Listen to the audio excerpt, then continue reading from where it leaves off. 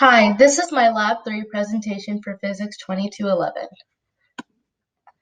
The purpose of this lab was to generate a unique star trajectory key to your email address and to analyze the star's motion to find a net force on the star for all points in the dataset. Then, using the results of the analysis, we are to estimate the mass of the black hole using the results of the analysis. The results of this lab was we found the mass of the star to be 9.09 times 10 to the 32nd power kilogram. We found this by rearranging the universal law of gravitation as seen below.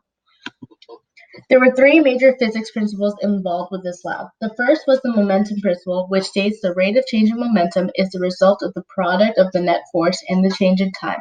When we rearrange the equation, we see that the net force is equal to the change in the momentum over the change in time.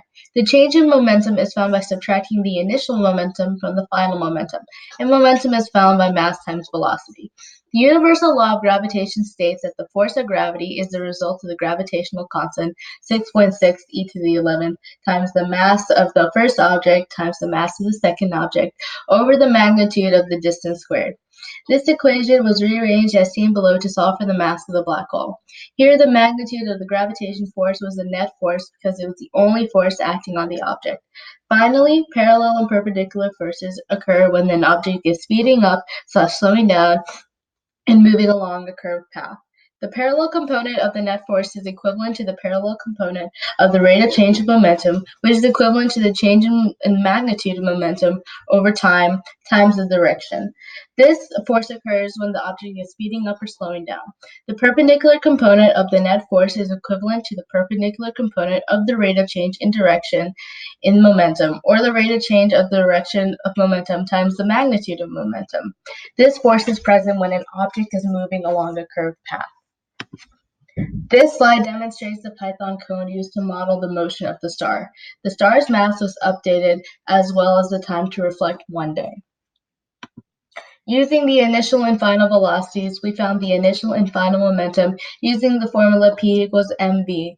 The PDT was found using the definition of the rate of change of momentum, and F net was set equal to the PDT as per the momentum principle. The next line was to find the unknown mass of the black hole.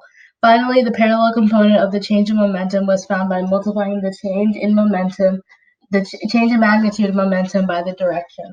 The net parallel force was set equal to the parallel component of momentum based on Newton's second law.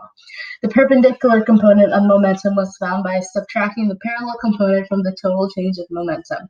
The net perpendicular force was set equal to the perpendicular component of momentum based on Newton's second law. Finally, the scale was set to 1 e to the negative 17 to see the arrows better. Here is the result of the code.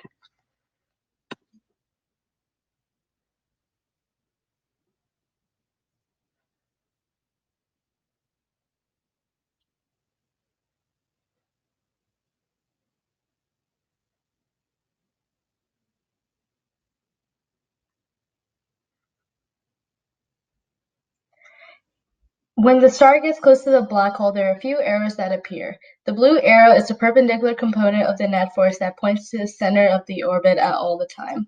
The orange arrow shows the direction of the net force, and the purple arrow is the parallel force that points along the direction of momentum.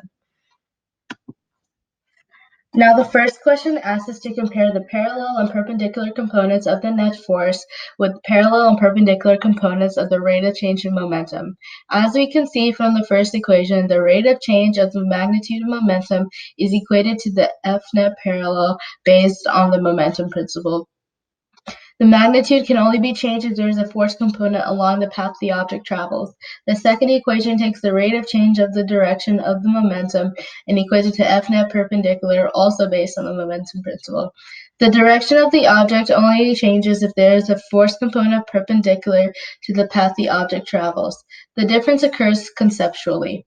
Parallel and perpendicular components of the PDT are based on the results of the observational data, whereas the parallel and perpendicular components of the net force occur as an effect of the results. To answer the second question, no, it would not be possible to find a mass that is different from the original mass of the black hole. Since the position values are the same, or r is the same, Thus, velocity, net force, and momentum are the same. When we rearrange the gravitational formula, we get the calculation to be the same value for the mass. Thank you. That is all I have today.